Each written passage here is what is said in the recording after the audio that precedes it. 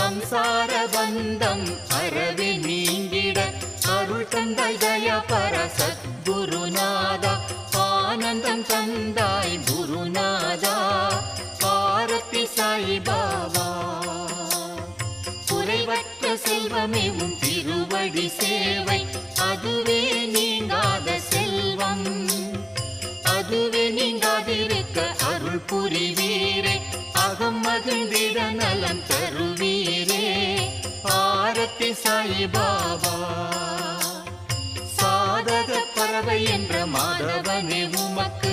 ஆத்ம சுகம் என்ற அற்புத நீரை ஊட்டுகிறோம்